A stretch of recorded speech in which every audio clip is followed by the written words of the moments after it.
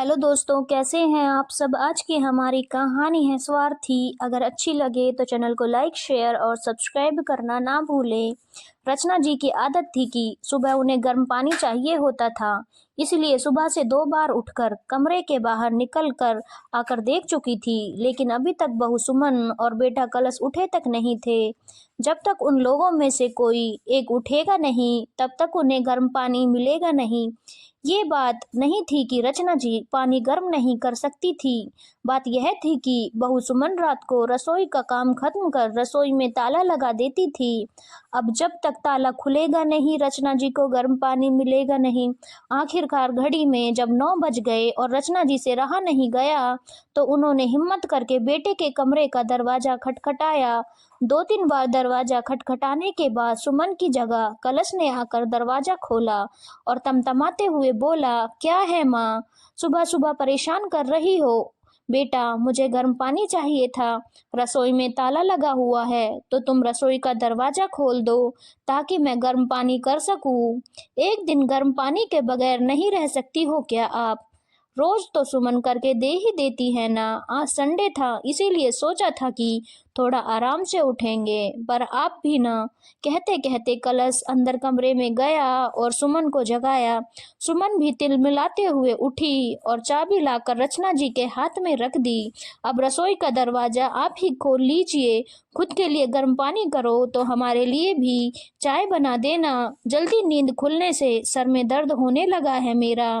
कभी कोई सास खुश हुई है क्या अपनी बहू को सोता देखकर? इन सास लोगों का बस चले तो बस बहू को मशीन बनाकर रख दें। सुमन बड़बड़ाती हुई वापस आकर पलंग पर लेट गई। आखिर रचना जी ने जाकर रसोई का दरवाजा खोला, खुद के लिए गर्म पानी किया और बेटे बहू के लिए चाय बनाकर उन्हें देकर आई। गर्म पानी लेकर अपने कमरे में आई ही थी कि 5 साल का पोता गोलू जाग गया। जागते ही बोला, दादी मेरा दूध। उसे देख रचना जी मुस्कुराकर बोली, हाँ मेरे बच्चे, अभी लेकर आई। गर्म पानी वहीं रखकर पहले गोलू के लिए दूध गर्म करने गई। अभी दूध गर्म कर ही रही थी कि इतने में कलश की आवाज आई, माँ, ओ माँ, कहाँ हो तुम? क्या आप भी सुबह सुबह संभाल नहीं सकती हो इसे? पता है ना सुमन के सर में दर्द हो रहा है। कहते कहते कलश भी रसोई में आ गया, साथ में गोलू भी गोद में था। उसे देखते ही रचना जी बोली, बेटा, मैं तो दूध गर्म करने आई थी, मुझे नहीं पता ये कब तुम्हारे कमरे में चला गया। तो ध्यान रखना चाहिए था ना आपको। बस काम न करने का बहाना चाहिए। मानता हूँ कि आप सास हो, पर बहू को भी तो इंसान समझो। वही है जो आपकी जिम्मेदारी निभा रही है, नहीं तो दूसरे बेटे बहू ने तो आपको रखने से ही मना कर दिया था। गोलू को रचना जी के पास छोड़कर ही कलश वापस अपने कमरे में चला गया। रचना जी देखती रह गईं, आंखों में आंसू आ गए। मन ही मन सोचने लगी कि मैं कुछ न करने पर भी बदनाम हो रही हूँ। ऐसी कौन सी जिम्मेदारी उठा ली है इन लोगों ने मेरी, जो इतना सुना जाते हैं। ऐसा सोचकर अपने आंसू पोंछे और गोलू और उसका दूध लेकर कमरे में आ गई। नाश्ते के समय कलश ने सुमन से कहा, तुम्हारी तबीयत ठीक नहीं है तो मैं माँ से कहकर नाश्ता बनवा लेता हूँ ताकि तुम आराम कर सको। रहने दो, उनसे कुछ मत कहना, मैं नाश्ता खुद ही बना लूंगी। अरे, पर तुम्हारी तबीयत ठीक नहीं है। नहीं नहीं, मैं खुद ही नाश्ता बना लूंगी। उनका क्या भरोसा, कौन सा सामान उठाकर अपने दूसरे बेटे बहू को देकर आ जाएं। अक्सर रसोई से सामान कम हो जाता है। मुझे तो पूरा यकीन है माँ जी ही सामान की हेरा फेरी करती हैं और अपने उन बेटे बहू को देकर आ जाती हैं। और जाकर रसोई में नाश्ता तैयार करने लगी। सुमन को रसोई में नाश्ता तैयार करते देखकर कलश गुस्से में आकर रचना जी से बोला, देख लो, ये सब आपके कारण है। उसकी तबीयत खराब है फिर भी नाश्ता तैयार कर रही है। आपकी इन्हीं हरकतों के कारण परेशान हो चुके हैं हम। पता नहीं भगवान भी हमें चैन से कब रहने देगा। रचना जी उसकी बात सुनकर हैरान रह गईं। सुनकर अपने कमरे में चुपचाप शांतिपूर्वक बैठ गईं। आंखों से झरझर आंसू बहे जा रहे थे। क्या इसी दिन के लिए इन बेटों को जन्म दिया था? जब शादी के 7 साल बाद मंदिर मंदिर माथा टेकने के बाद 2 जुड़वा बेटे हुए तो कितने खुश हुए थे घर में सब लोग, यार दोस्त रिश्तेदार सब लोगों ने कितनी बधाइयाँ दी थी। सासू माँ तो बलैया लिए जा रही थी, अरे 2 बेटों की माँ बनी है, बुढ़ापे में जाकर राज करेगी राज। कुछ साल बाद जब पति का देहांत हो गया तब भी रचना जी ने हिम्मत करके अपने दोनों बेटे कलश और शुभम को संभाला। कितनी परेशानी झेल कर भी इन लोगों को पढ़ाया लिखाया, इतना बड़ा किया, दोनों की शादी कराई, पर उसके बाद सब कुछ बदल गया।